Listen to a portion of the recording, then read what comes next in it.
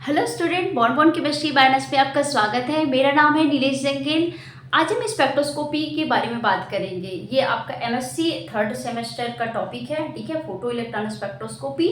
ठीक है, तो फोटो इलेक्ट्रॉन स्पेक्ट्रोस्कोपी को समझने से पहले आपको थोड़ा सा आइडिया होना चाहिए स्पेक्ट्रोस्कोपी के बारे में। ठीक है, आपको पता है, फिर भी मैं एक बार जो है स्पेक्ट्रोस्कोपी के बारे में थोड़ा सा आपको एक्सप्लेन करूँगी। ठीक है, तो स्पेक्ट्रोस्कोपी क्या है भाई? तो स्पेक्ट्रोस्कोपी जो है कोई भी रेडिएशन, इलेक्ट्रोमैग्नेटिक आप रेडिएशन किसी केमिकल कंपाउंड या केमिकल स्पीसीज में आप इंसिडेंट कराते हो। ठीक है, आप इंसिडेंट कराते हो तो इस एटम में या इस केमिकल कंपाउंड में जो है चेंजेस, जो भी चेंजेस होगा, है ना, इस इलेक्ट्रोमैग्नेटिक रेडिएशन की वजह से इस केमिकल कंपाउंड में जो चेंजेस आएंगे, जैसे कि मान लो या वो उस एनर्जी को ऑब्जर्व करेगा, उस रेडिएशन को ऑब्जर्व करेगा, या तो उसको ट्रांसमिट करेगा, है ना, या उसको रिफ्लेक्ट करेगा। ठीक है ना, तो जो भी चेंजेस होगा वो उसका ग्राफ आपको स्पेक्ट्रोफोटोमीटर में, है ना, उसका स्पेक्ट्रोमीटर हो जाएगा। क्लियर, जो भी इसमें चेंजेस आएंगे। ठीक है, तो स्पेक्ट्रोस्कोपी जनरली क्या है भाई? तो स्पेक्ट्रोस्कोपी जनरली खेल होता है इलेक्ट्रोमैग्नेटिक रेडिएशन और कोई भी केमिकल कंपाउंड का, है ना, मतलब कोई भी केमिकल कंपाउंड है तो उसमें हम various type of electromagnetic radiation उसमें इंसिडेंट करा रहे हैं, मतलब कि या उसमें फेल करा रहे हैं, गिरा रहे हैं।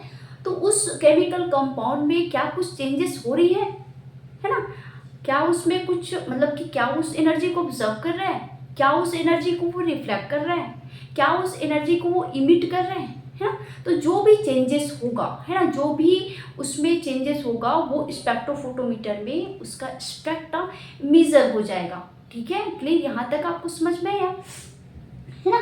तो बहुत various type of electromagnetic radiation होता है, जो लाइक आपका यूवी रेडिएशन है, इंफ्रारेड रेडिएशन है, आपका जो है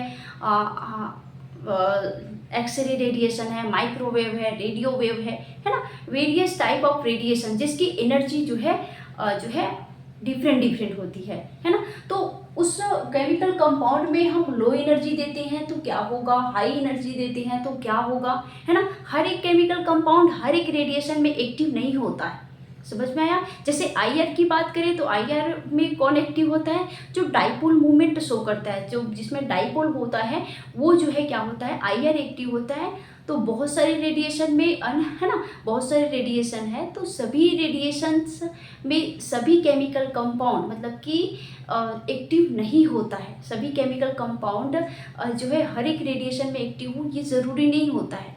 क्लियर। और हम स्पेक्ट्रोस्कोपी से हम क्या करते हैं, मतलब कि स्पेक्ट्रोस्कोपी के अंतर्गत हम क्या क्या आइडेंटिफाई कर सकते हैं भाई? तो हम रेडिएशन को फेल करा के, है ना, कोई भी मैटर है, केमिकल स्पीसीज है, तो उसमें हम रेडिएशन इंसिडेंट करा के उस केमिकल कंपाउंड में जो भी चेंजेस होगा तो उसका ग्राफ हमें स्पेक्ट्रोफोटोमीटर में मिल जाएगा। तो हमें ये पता चल जाएगा कि ये केमिकल कंपाउंड है क्या, है ना, इसका स्ट्रक्चर किस टाइप का है ना, इसका जो है ये इसमें कौन कौन से एनर्जी लेवल है ना, इसकी जो है ना, इसका ये एटम कौन सा एटम है या ये कंपाउंड है तो इसमें कौन कौन से एटम्स प्रेजेंट है ना। तो बहुत सारी जो है एप्लीकेशन है भाई, है ना, बहुत सारी चीज़ें आप बता सकते हो स्पेक्ट्रोस्कोपी के थ्रू। ठीक है, तो चलिए हम आज बात करते हैं फोटो इलेक्ट्रॉन स्पेक्ट्रोस्कोपी के बारे में। क्लियर, तो स्पेक्ट्रोस्कोपी तो आपको समझ में आ गया है ना। तो स्पेक्ट्रोस्कोपी जितने भी आप स्पेक्ट्रोस्कोपी पढ़ेंगे, जितने भी स्पेक्ट्रोस्कोपी, वो खेल होता है आपका रेडिएशन और केमिकल कंपाउंड का। इतना आप जो है अपने माइंड में सेट कर लेना। ठीक है, रेडिएशन का खेल होता है भाई, है ना। रेडिएशन कोई केमिकल कंपाउंड में इंसिडेंट कराए तो उसमें क्या क्या चेंजेस होगा तो उसका ग्राफ या उसका स्पेक्ट्रा, है ना, वो जो है आपका मेजर हो जाएगा स्पेक्ट्रोफोटोमीटर में, जो कि एक इंस्ट्रूमेंट है। तो डिफरेंट डिफरेंट रेडिएशन के लिए डिफरेंट डिफरेंट जो है इंस्ट्रूमेंट जो है तैयार किए हैं, है ना। तो यहाँ पे हम फोटो इलेक्ट्रॉन स्पेक्ट्रोस्कोपी के बारे में बात ही कर रहे हैं। ठीक है, तो चलिए बढ़ते हैं फोटो इलेक्ट्रॉन स्पेक्ट्रोस्कोपी की ओर। तो फोटो इलेक्ट्रॉन स्पेक्ट्रोस्कोपी क्या होता है कि जब हम, है ना, रेडिएशन फेल कराते हैं, कोई भी रेडिएशन फेल नहीं कराएंगे भाई, है ना। यहाँ पे जनरली बात होती है यूवी रेडिएशन और आपका X ray radiation. Clear, UV radiation low energy radiation और X ray radiation high energy radiation. अगर हम जो है पहले उसका बेसिक समझ लो, है ना, कि अगर इंट्रोडक्शन आया तो आप क्या करेंगे। तो इंट्रोडक्शन अगर आता है तो इंट्रोडक्शन आप सबसे पहले क्या करेंगे, थोड़ा सा आप स्पेक्ट्रोस्कोपी के बारे में बातें करेंगे, ठीक है, कि स्पेक्ट्रोस्कोपी क्या है। देन आप क्या करोगे, थोड़ा सा फोटो इलेक्ट्रॉन स्पेक्ट्रोस्कोपी के बारे में जो है लिखोगे, है ना, कि photo electron spectroscopy is good या excellent technique for the determination of atom and molecular structure, है ना, मतलब कि मॉलिक्यूल के स्ट्रक्चर के बारे में, है ना, या एटम के स्ट्रक्चर के बारे में जो है इजीली हम डिटरमाइन कर सकते हैं, है ना। हम उसके एनर्जी लेवल को भी बता सकते हैं, हम जो है उसकी काइनेटिक एनर्जी को मेजर करके हम उसकी बाइंडिंग एनर्जी को बता सकते हैं। और एक बार आपको बाइंडिंग एनर्जी मेजर हो गया ना, तो आप उस केमिकल कंपाउंड के बारे में बता सकते हो, क्योंकि सभी की एक फिक्स्ड जो है बाइंडिंग एनर्जी होती है। क्लियर, कोई भी ऑर्बिटल है तो उस ऑर्बिटल का उस ऑर्बिट में इलेक्ट्रॉन जो घूमता है ना, तो उसकी एक फिक्स्ड बाइंडिंग एनर्जी होती है, तो वो पता चल जाएगा। तो आपको उस एटम के बारे में भी पता चल जाएगा या उस केमिकल कंपाउंड के बारे में पता चल जाएगा। तो इंट्रोडक्शन में आप बहुत सारी चीज़ें आप वहाँ पे जो है लिख सकते हैं। अगर हम प्रिंसिपल देखें फोटो इलेक्ट्रॉन स्पेक्ट्रोस्कोपी का, अगर हम प्रिंसिपल देखें तो प्रिंसिपल क्या कहता है भाई, तो प्रिंसिपल कहता है कि हम जो है किसी मेटल सरफेस पे हम क्या करते हैं, यूवी रेडिएशन या हम क्या एक्सरे रेडिएशन, है ना, ये आपका नेगेटिव चार्ज इलेक्ट्रॉन है, ठीक है, इलेक्ट्रॉन है, तो हम यूवी रेडिएशन या एक्सरे रेडिएशन फैल कराती हैं किसी मेटल सरफेस में या किसी मेटल में, ठीक है। तो क्या होता है, इलेक्ट्रॉन क्या हो जाएगा, इजेक्ट होगा, ठीक है, समझना। फोटो इलेक्ट्रॉन स्पेक्ट्रोस्कोपी का मेन प्रिंसिपल क्या कहता है, मेन प्रिंसिपल ये कहता है कि हम जो है किसी मेटल सरफेस पे लाइट इंसिडेंट यूवी रेडिएशन या एक्सरे रेडिएशन देते हैं इस मेटल सरफेस को, तो ये क्या होता है कि ये जो मेटल सरफेस से इलेक्ट्रॉन का क्या हो जाता है, इजेक्शन होता है, ठीक है। अगर हम यूवी रेडिएशन देते हैं, यूवी रेडिएशन देते हैं तो वो जो है वैलेंस सेल से इलेक्ट्रॉन को निकालेगा। अगर हम एक्सरे रेडिएशन देते हैं तो वो अंदर से इलेक्ट्रॉन को क्या करेगा, कोर सेल से इलेक्ट्रॉन को निकालेगा, ठीक है। तो जो इलेक्ट्रॉन निकला है उसको बोलेंगे फोटो इलेक्ट्रॉन। क्यों बोलते हैं भाई फोटो इलेक्ट्रॉन, क्यों, क्योंकि फोटोन की वजह से, है ना, इस मेटल सरफेस से इलेक्ट्रॉन निकला है। कैसे निकला भाई, जब ये फोटोन इस मेटल सरफेस में इंसिडेंट हुआ तो इस एटम से जो है क्या हुआ, टकराया, है ना, टकरा के इस एटम्स के इलेक्ट्रॉन को क्या करा दिया, इजेक्ट करा दिया, ठीक है। इसका मेन काम क्या है, इजेक्शन ऑफ इलेक्ट्रॉन, इस केमिकल कंपाउंड या इस मेटल सरफेस से मेटल से इलेक्ट्रॉन को निकालना, ठीक है।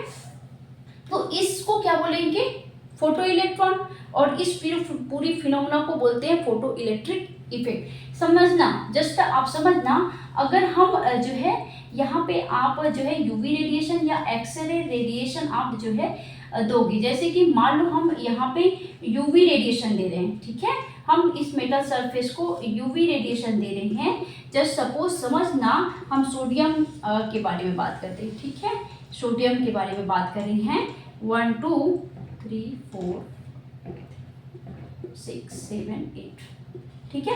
अगर हम इसको क्या कर रहे हैं, यूवी रेडिएशन दे रहे हैं, यूवी दे रहे हैं, तो ये क्या करेगा, वैलेंस सेल से इलेक्ट्रॉन को निकालेगा, यहां से इलेक्ट्रॉन निकलेगा। क्लियर, कहां से निकल रहा है, वैलेंस से, है ना। और अगर हम क्या करा रहे हैं, इसी में हम जो है एक्सरे रेडिएशन दे रहे हैं,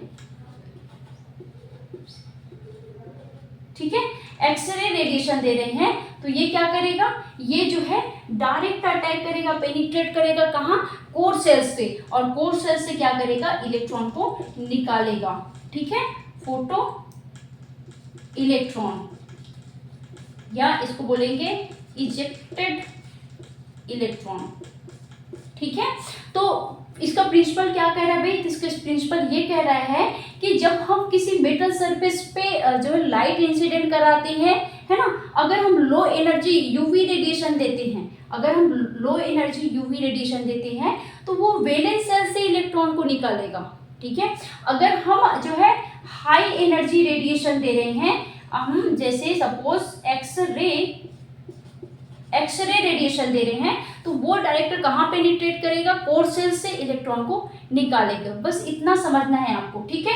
तो फोटो इलेक्ट्रिक इफेक्ट क्या है भाई, फोटो इलेक्ट्रिक इफेक्ट यही है जहाँ पे क्या होता है, फोटोन की वजह से इजेक्शन ऑफ इलेक्ट्रॉन, इलेक्ट्रॉन का निकालना, है ना, इस पूरे फिनोमेना को बोलते हैं फोटो इलेक्ट्रिक इफेक्ट, या इसको बोलते हैं Einstein equation, Einstein photo electric effect, Einstein photo electric effect, ठीक है। तो फोटो इलेक्ट्रिक इफेक्ट करके भी क्वेश्चंस आ सकता है। तो फोटो इलेक्ट्रिक इफेक्ट में यही बताओगे आप, है ना, अगर यहाँ से निकाला यूवी रेडिएशन निकला तो कोर सेल से वैलेंस सेल से इलेक्ट्रॉन निकलेगा। एक एग्जांपल, जैसे कि मान लो एग्जांपल है, जैसे कि अगर हम सपोज उदाहरण समझना, ठीक है, अगर हम जो है लो एनर्जी से, मतलब कि कम बल से हम जो है इससे टकराएंगे, तो ये ओनली क्या करेगा, बाहर को डैमेज करेगा, है ना। उसी प्रकार हम लो एनर्जी के यूवी रेडिएशन देते हैं तो वो आउटर से मतलब कि वैलेंस सेल से इलेक्ट्रॉन को निकालेगा। अगर हम यहीं पे हाई एनर्जी देते हैं, मान लो आप एकदम जोर से जो है मुक्का मार रहे हो, है ना, जोर से आप इससे टकरा रहे हो, या इसको जोर से आप जो है धक्का मार रहे हो, तो ये क्या करेगा, इसका आउटर डैमेज डायरेक्ट कहाँ पेनिट्रेट करेगा, कहाँ, है ना, अंदर को भी धक्का लगेगा। बस यही खेल यहाँ पे भी है। यहाँ पे जो है एक्सरे डायरेक्ट कहाँ पेनिट्रेट करेगा, डायरेक्ट कोर सेल्स को पेनिट्रेट करेगा, वहां से कोर सेल से इलेक्ट्रॉन को निकालेगा, है ना। यहाँ पे इलेक्ट्रॉन आगे, इसके आगे का जो प्रोसेस होता है ना, जिसको आप अगर इलेक्ट्रॉन स्पेक्ट्रोस्कोपी में समझेंगे, ठीक है, तो यहाँ पे क्या हो रहा है, यहाँ से इलेक्ट्रॉन निकलेगा तो ये वेकेंट हो जाएगा, समझना, यहाँ पे जस्ट थोड़ा सा समझना ना, आगे काम आने वाला यही चीज, है ना। यहाँ से इलेक्ट्रॉन निकलेगा तो ये क्या हो जाएगा, आपका वेकेंट हुआ, है ना, यहाँ से निकला ये वेकेंट हुआ। अब बाहर से निकला तो ये तो स्टेबल हो ही जाएगा, इससे कोई फर्क नहीं पड़ेगा। लेकिन अंदर से जब इलेक्ट्रॉन आप निकाल रहे हो, अंदर से इलेक्ट्रॉन निकाल रहे हो, तो ये क्या हो जाएगा, अनस्टेबल हो जाएगा। अब अनस्टेबल होगा तो जो है उससे हायर एनर्जी के इलेक्ट्रॉन क्या करेगा, उसको फील करेगा, इलेक्ट्रॉन वहां फील हो जाएगा, कुछ रेडिएशन इमिट करके क्या हो जाएगा, यहाँ फील करेगा इसको। अब ये जो है क्या हो जाएगा, आपका वेकेंट हो जाएगा, तो इसको कौन फील करेगा, ये फील करेगा, है ना। तो इसको किसने बताया, अगर ने बताया। एक्सरे के आगे जो आपका खेल होता है इस एटम में, तो उसको किसने बताया, अगर ने बताया। उसको आप अगर स्पेक्ट्रोस्कोपी में पढ़ेंगे, वही है, फोटो इलेक्ट्रॉन ही है, आपका इजेक्शन ऑफ इलेक्ट्रॉन ही देखोगे वहां पे भी, है ना। जो इलेक्ट्रॉन निकला उसको फील कौन किया, अनस्टेबल स्टेट है तो उसको फील करने के लिए उसके हायर एनर्जी लेवल के इलेक्ट्रॉन उसमें फील हुआ, फिर उसमें से कुछ रेडिएशन इमिट हुआ, वो आपका क्या हुआ, वहाँ पे आपका वेकेंट हो गया, वो फिर अनस्टेबल हो गया। फिर उससे ऊपर वाला जो है इलेक्ट्रॉन है, तो वो कुछ रेडिएशन इमिट करके वहाँ पे क्या हो जाएगा, ऑक्यूपाइड हो जाएगा। तो वो आप अगर इलेक्ट्रॉन स्पेक्ट्रोस्कोपी में पढ़ेंगे। तो फोटो इलेक्ट्रिक इफेक्ट क्या बोलता है भाई, तो फोटो इलेक्ट्रिक इफेक्ट का जो इक्वेशन है ना, तो वो वहाँ पे आप क्या है, एच न्यू बराबर आपका हो जाएगा काइनेटिक एनर्जी प्लस जो है बाइंडिंग एनर्जी, ठीक है। तो फोटो इलेक्ट्रॉन रेडिएशन आप दिए, है ना, इस मेटल सरफेस को आप क्या दिए, मेटल को आप रेडिएशन दिए, ठीक है। तो ये इलेक्ट्रॉन निकला, इजेक्शन ऑफ इलेक्ट्रॉन। जो इलेक्ट्रॉन निकला उसकी हम काइनेटिक एनर्जी को मेजर करते हैं, और है ना, काइनेटिक एनर्जी, अब जो रेडिएशन आप दे रहे हो वो फिक्स अमाउंट का है, आपको पता है कि आप कितने इलेक्ट्रॉन वोल्ट का रेडिएशन उस मेटल्स को दे रहे हो, उस केमिकल कंपाउंड को दे रहे हो, आपको वो पता है, आपको वो पता रहना है ना, क्योंकि आप दे रहे हो तो आपको पता होगा, ठीक। तो उसको क्या करोगे, आप जो है बाइंडिंग एनर्जी निकालोगे, तो आप क्या करोगे, काइनेटिक एनर्जी यहाँ पे आप ऐसे कर सकते हो, एच न्यू माइनस आपका काइनेटिक एनर्जी, ठीक है।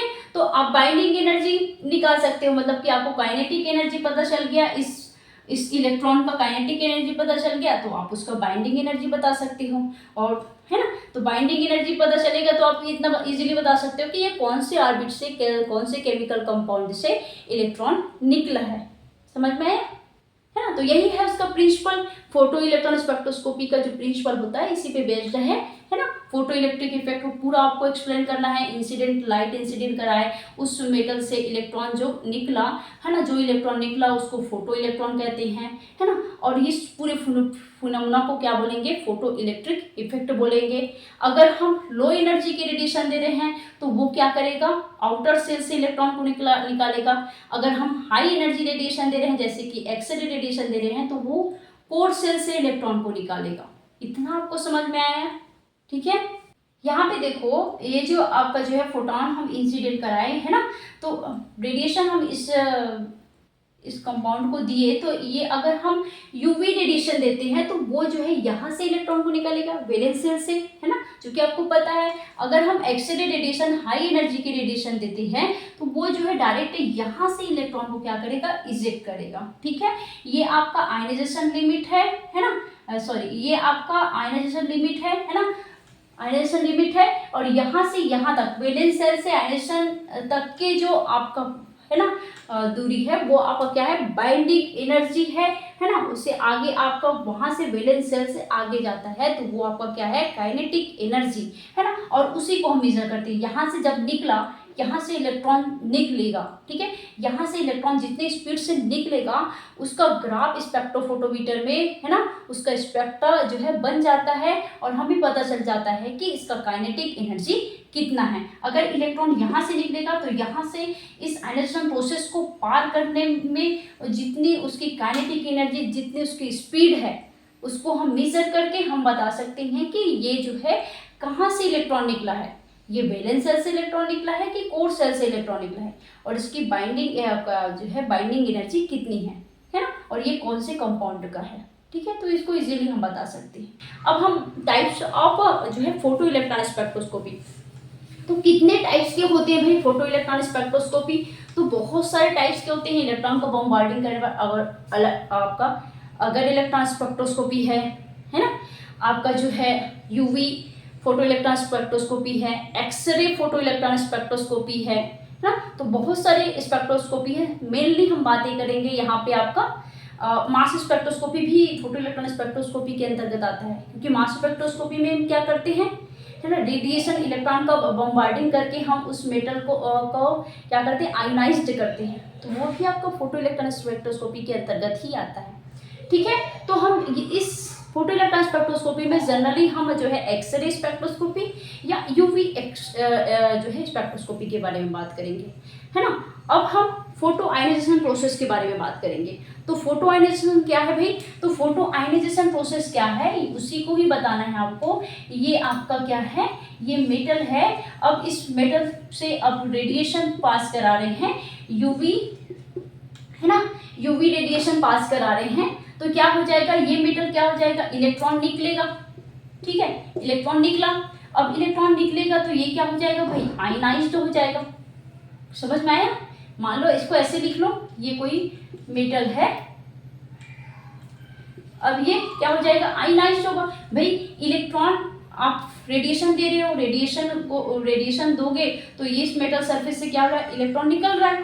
फोटो इलेक्ट्रॉन का प्रिंसिपल तो यही बोल रहा है कि इलेक्ट्रॉन क्या हो रहा है, निकल रहा है। अब इलेक्ट्रॉन निकल रहा है तो भाई निकलेगा तो वो तो आयनाइज्ड होगा ना, इलेक्ट्रॉन निकला मतलब कि वो पॉजिटिव चार्ज तो बनाएगा, ठीक है। तो फोटो आयनाइजेशन प्रोसेस क्या है, फोटोन की वजह से उस मेटल से इलेक्ट्रॉन निकलने के बाद जो आयनाइज्ड हो रहा है ना, वो फोटॉन्स जो आयनाइज्ड हो रहा है उसको बोलते हैं फोटो आयनाइजेशन प्रोसेस, ठीक है।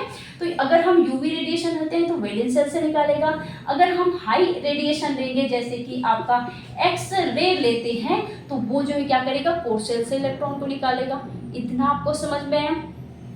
यहाँ पे भी आप वही बताओगे, एच न्यू बराबर आपका जो है क्या बताओगे, काइनेटिक एनर्जी प्लस आपका आयनाइजेशन एनर्जी, ठीक है।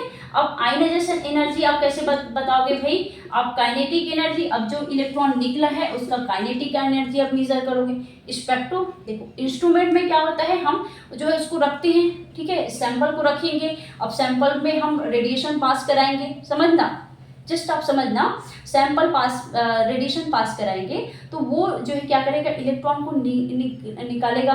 अब वो इलेक्ट्रॉन जब निकलेगा है ना, तो एक ऑटोमेटिक आपका जो है करंट फ्लो होगा, मतलब कि इलेक्ट्रॉन जो है करंट ही फ्लो करता है ना, तो करंट फ्लो करता है तो वो जो है क्या हो जाएगा, स्पेक्ट्रोफोटोमीटर जहाँ पे उसकी फ्रिक्वेंसी को मेजर करते हैं, तो उसको फ्रिक्वेंसी यहाँ पे आपका मेजर हो जाएगा, मतलब उसकी काइनेटिक एनर्जी जो है उसका मेजर हो जाएगा, कितना इलेक्ट्रॉन वहाँ से निकला।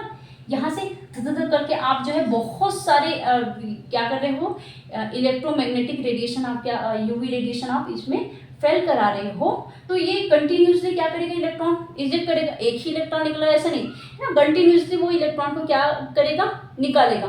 अब वहाँ से जिसकी काइनेटिक एनर्जी इक्वल रहेगा, fix amount of kinetic energy, तो उसी काइनेटिक एनर्जी को आगे वो पास करेगा और उसी का ग्राफ वहाँ पे आ जाएगा। ठीक है, ये कंप्यूटर स्क्रीन पे उसी का जो है ग्राफ वहाँ पे आ जाएगा इस प्रकार से। ठीक है, तो आयनाइजेशन एनर्जी निकालने के लिए आपको kinetic energy H new minus आपका काइनेटिक एनर्जी करोगे तो आपका आयनाइजेशन एनर्जी, मतलब कि इस आयन का जो है आयनाइजेशन एनर्जी आप निकाल सकते हो। तो फोटो आयनाइजेशन प्रोसेस वही है, रेडिएशन पास कराए, इलेक्ट्रॉन निकला, इलेक्ट्रॉन निकलने की वजह से वो क्या हो जाएगा, आयनाइज्ड होगा। आयनाइज्ड हुआ तो उसका हम आयनाइजेशन एनर्जी निकाल सकते हैं। अगर आपको आयनाइजेशन एनर्जी पता है तो आप क्या करोगे, आयनाइजेशन एनर्जी को इससे माइनस करोगे तो उसका काइनेटिक एनर्जी भी निकल सकता है। काइनेटिक एनर्जी जो है निकला है ना, यहाँ पे हम काइनेटिक एनर्जी मेजर हो गया ना, तो हम बता सकते हैं ये कौन से ऑर्बिट से जो है इलेक्ट्रॉन निकला है ना, कौन से ऑर्बिट से जो है इलेक्ट्रॉन निकला है और उसकी काइनेटिक एनर्जी कितनी है, हम इजीली बता सकते हैं। ठीक है, समझ में आया कि फोटो आयनाइजेशन प्रोसेस क्या है।